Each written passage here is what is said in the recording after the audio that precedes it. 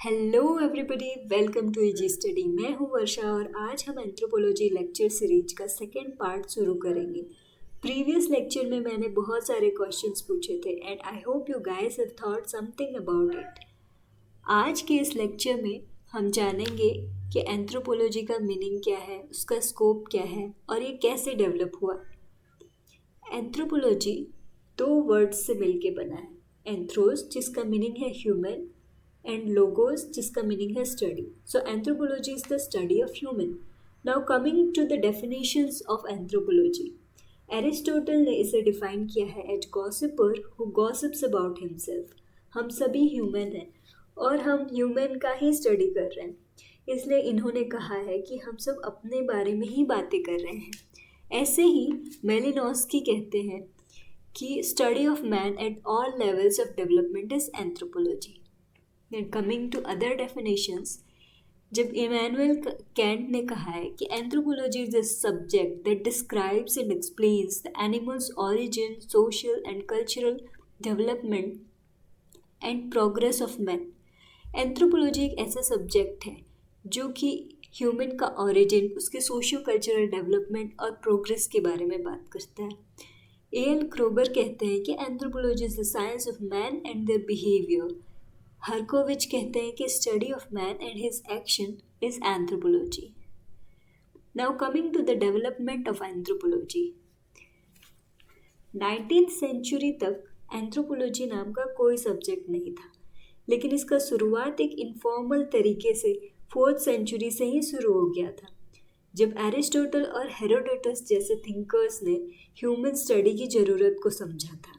After 4th century its beginning started in very unsystematic manner in the period of colonialism and Renaissance।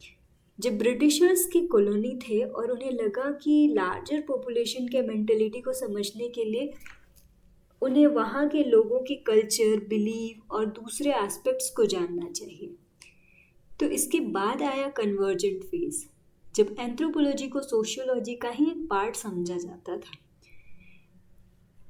19th century में ये एक different subject बना जब Darwin ने physical evolution और adaptation के theories दिए कि कैसे हम एप से होमोसेपियंस तक इवॉल्व हुए, और टेलर ने सोशो कल्चरल इवोल्यूशंस के थियरी दिए कि कैसे हमारी नॉट ओनली हमारा फिजिकल इवोल्यूशन, हमारे सोसाइटी और कल्चरल सेटअप में भी इवोल्यूशन हुआ, कैसे हम नोमैडिक लाइफस्टाइल से एग्रेरियन, फिर सिविलाइजेशंस आए, इन सभी के थियरीज को लाए।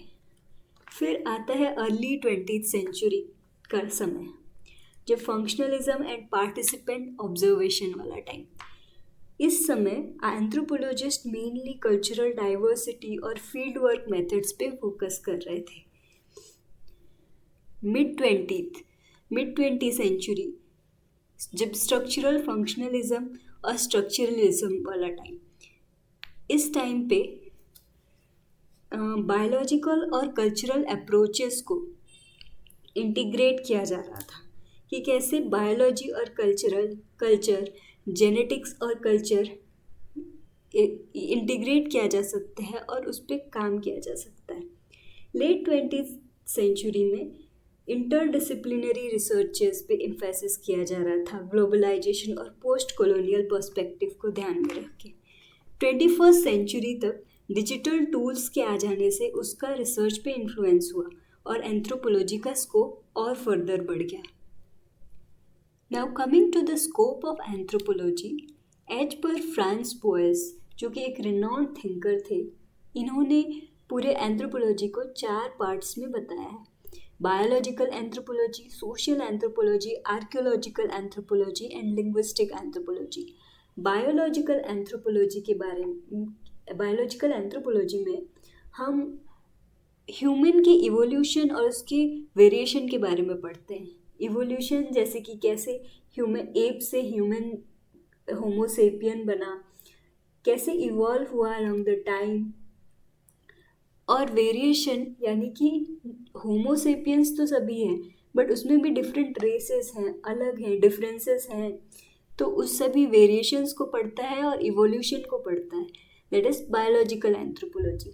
ऐसे ही सोशल एंथ्रोपोलॉजी में हम सोसाइटी के एवोल्यूशन के बारे में पढ़ते हैं कि हमारा सोसाइटी कैसे इवॉल्व हुआ अलॉन्ग द टाइम, और अभी भी जोग्राफिकल एरियाज में अलग अलग एरियाज में कैसे सोसाइटी डिफर करता है।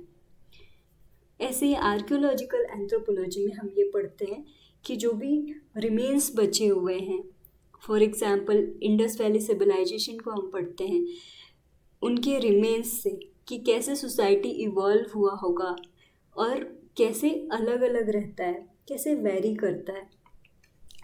लिंग्विस्टिक एंथ्रोपोलॉजी में हम ये पढ़ते हैं कि लैंग्वेज कैसे इवॉल्व हुआ अलॉन्ग द टाइम और लैंग्वेज कैसे वेरी करता है अकॉर्डिंग टू द प्लेसेस।